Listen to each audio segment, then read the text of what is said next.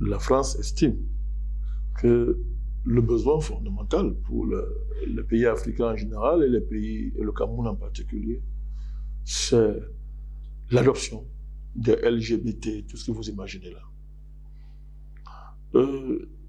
Après pratiquement des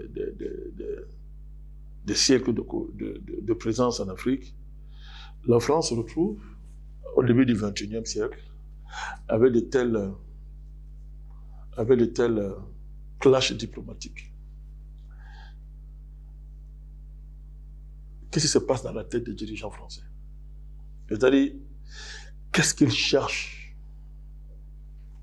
Mais cette question se pose si on est naïf.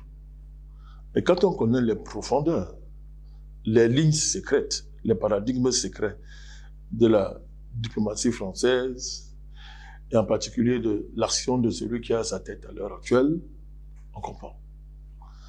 Le monde est traversé par une nouvelle frontière qui, celle-ci, maintenant, est plus qu'un état civilisationnel, à savoir, désormais, c'est clair, cette frontière va séparer les qui se revendiquent de l'humanité, qui sont les humains, et en face ceux qui ne le sont pas. Le problème, c'est de comprendre qu'il y a les formes humaines, il y a les vrais humains. Ce débat-là ne peut plus être différé. On ne peut plus être différé. Les batailles qui se jouent dans le monde, en fait, ça a toujours été ça, hein, depuis la nuit des temps. Mais ça avait revêtu des masques. Des masques, on a masqué ça, surtout des masques économiques, les masques politiques, géopolitiques, les masques technologiques. C'est fini là. Les masques, c'est terminé. Les masques sont tombés. Les humains vont affronter les non-humains qui se sont cachés sous la forme humaine. C'est clair aujourd'hui. Il y a un excellent livre d'une dame, là, dont j'ai oublié le titre, mais cette dame démontre comment, à travers les médicaments que nous prenons, c'est une grande professeure de médecine, les médicaments que nous prenons, on est capable, on a réussi à changer les genres. C'est-à-dire, elle démontre que l'homosexualité, ce n'est pas une nature de quelqu'un. Que l'homosexualité provient des médicaments que nous ingurgitons. Elle a pris le cas de Doliprane, qui est maintenant connu. Il n'y a pas que le Doliprane. Il y a des pays aujourd'hui dans le monde, en Europe, où le Doliprane est interdit pour les femmes enceintes, par exemple. Interdit complètement. Interdit. Parce que ça transforme le genre, ça vous efféminise, hein, ça transforme, ça développe l'homosexualité. Donc, elle démontre comment, depuis au moins 50 ans, il y a un processus élaboré, pensé, c'est-à-dire bien organisé de destruction de l'espèce humaine. Alors, cette femme-là, on ne peut pas la qualifier de complotiste parce qu'elle fait une démonstration scientifique, n'est-ce pas, avec des médicaments, tout ce que nous ingurgitons.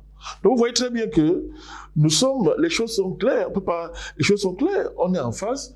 Est-ce qu'on a affaire? Il y a en face des humains et des non-humains. Il y en a qui veulent exterminer l'espèce humaine parce que l'extermination de l'espèce est la condition de leur survie.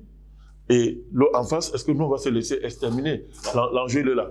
Les conséquences sont terribles. C'est un bouleversement de la diplomatie mondiale, de la géopolitique, de l'économie, de la politique, de la culture, de la science, de la culture. C'est un bouleversement extraordinaire. Cette guerre-là, c'est la guerre du XXIe siècle. La guerre du XXIe siècle. Donc, ce qui se passe là, c'est les prémices d'une chose qui va être décidée dans les années à l'avenir. Pour l'instant, il y a eu la diplomatie camerounaise à Dignette. Mais c'est pas ça. Ce sont les prémices de quelque chose qui s'annonce et qui va être extraordinaire. À savoir, est-ce qu'un pays humain peut accueillir dans son territoire les ambassades de pays qui ne sont pas humains? C'est là où on va. Et tu sais, nous on rit parce que ça fait des années que nous on parle de ces choses-là, et tout ce qu'on a subi dès le départ, nous on rit. Mais on y arrive là, on y est en plein. On y est en plein. Parce que la réaction, ce n'est pas simplement de dire on est contre les LGBT. Ça, c'est une réaction purement épidémique, c'est pas ça. La réaction, c'est de voir la civilisation qui s'achève dans les LGBT, qui a pour point d'aboutissement la négation de l'espèce humaine. La réflexion, elle est là. Comment une civilisation prétendument humaniste, qui s'est longtemps revendiquée d'avoir le monopole sur l'humanisme, aboutit à la fin de sa course, à la négation de l'humanité, L'humanité. le débat est de savoir si déjà dans son berceau, à sa naissance, elle n'était pas inhumaine. Le débat, il est là. Et quand on va clarifier tout ça, on verra les grandes décisions historiques et civilisationnelles que nous sommes obligés de prendre. Et c'est à l'aune de cette capacité à prendre ces grandes décisions qu'on verra réellement qui est africain et qui ne l'est pas.